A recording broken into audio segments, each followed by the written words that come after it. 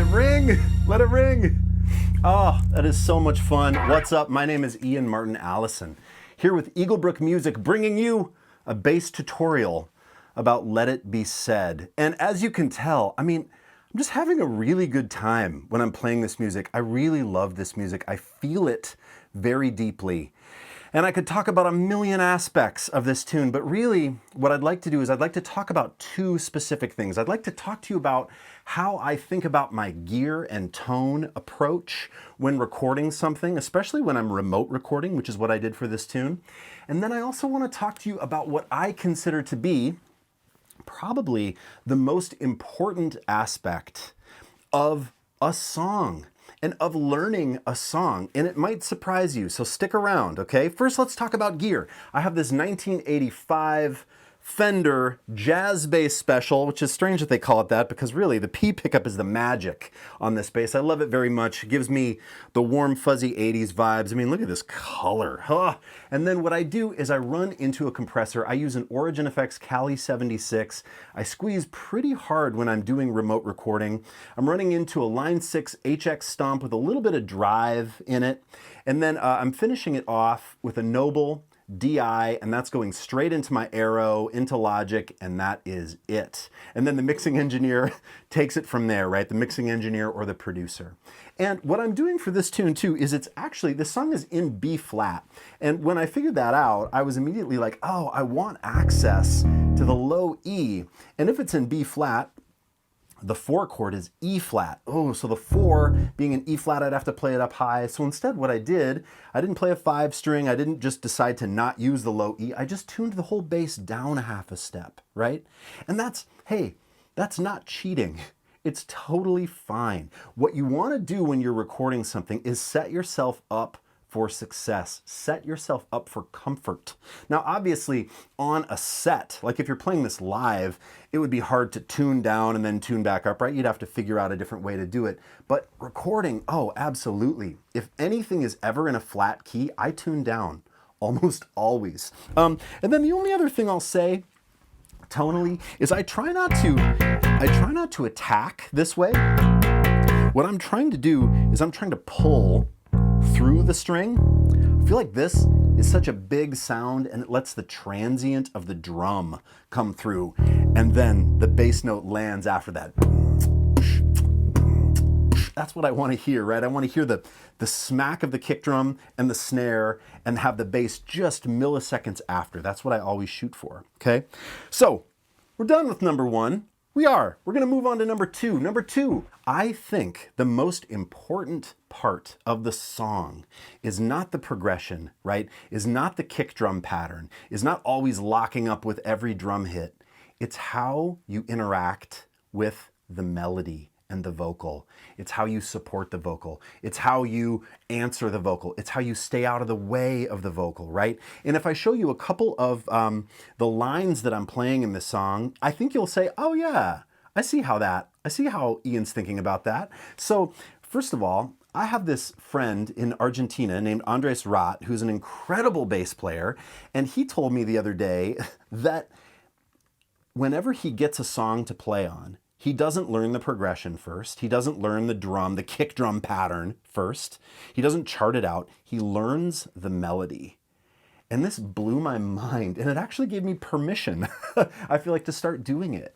So on this song, I didn't learn the melody first, but I've started to do that more lately, where instead of just, okay, let's figure out, okay, let it be said, okay, it's a 5, 6, 4, 1, and then you're thinking about those, okay, 5 chord, oh, major, so I have that triad, oh, 6 chord, minor, I have that triad, and thinking about making a bass line out of the harmony or out of the theory. Oh, I'm a 4 chord, okay, well, 4 chord, I know my modes, so I could play Lydian. No, no. The better thing to do is learn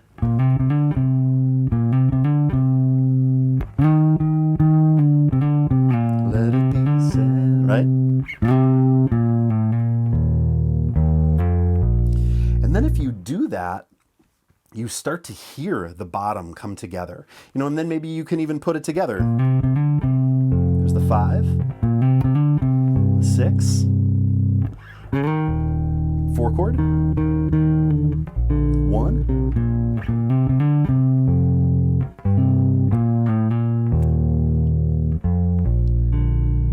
and then all of a sudden, now here's the thing, you're not gonna play that, right? You're not gonna play that on the record or on the session, but what that does is it really makes you learn the tune, right? And I think actually learning the melody is more important than learning the lyrics. Learning the lyrics is important also. Obviously, if you're a worship leader, learn your lyrics, don't rely on that back wall.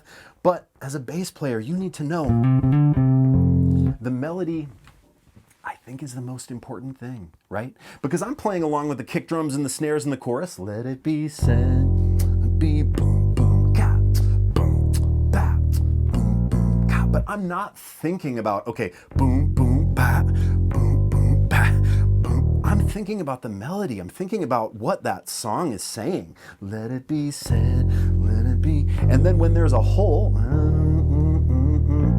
let it be said, here comes again and again. That's the moment, right? That maybe you can take a moment for an answer. Again and again. Right? And on the bass, I play it here. And it's not tied to any theoretical knowledge. It's not tied to, oh, I know, if I'm thinking about Lydian, again and again, that is not as powerful as again and again. The melody to me is it. That's really the thing. When I'm creating these lines, I'm thinking so much about that, right? Now here comes the bridge. Even my eyes can't see, even when I don't believe. I think I got these lyrics. Even in the middle of it all. 2, 3, 4. Holy crap. There's a hole right there. And so, near the end of the tune, right? Obviously, maybe that's going to be a drum fill, right? Maybe that's going to be a big guitar moment. But, it could also be a bass moment. And I feel that moment. Like, there aren't too many moments in the whole song, right? Where the bass takes a minute to respond and answer. And instead of thinking about it being selfish, I think about it as answering and pushing energy forward, right? Instead of like, what sweet lick can I play? No, how can I push the energy forward? So, even when my eyes can't see, even when I don't believe, even in the middle of it all, here. I felt that. I remember recording this. I thought, put the bass down, try this sometime. You put it down and you get to that chord, and then you sing something.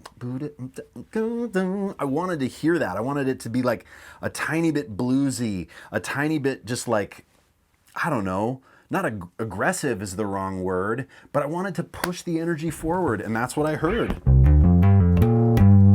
And it wasn't born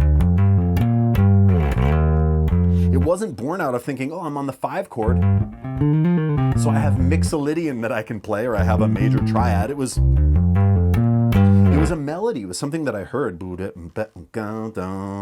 So then I had to find it.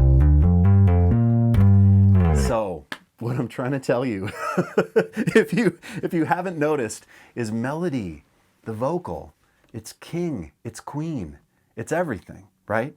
So when you're playing for anyone, but especially in music that is centered around message, centered around narrative, centered around a vocal, learn that melody, learn that vocal, respect it. And the more you do that and the more you support it, the more opportunities you'll have to play for people, right? To participate in this incredible journey.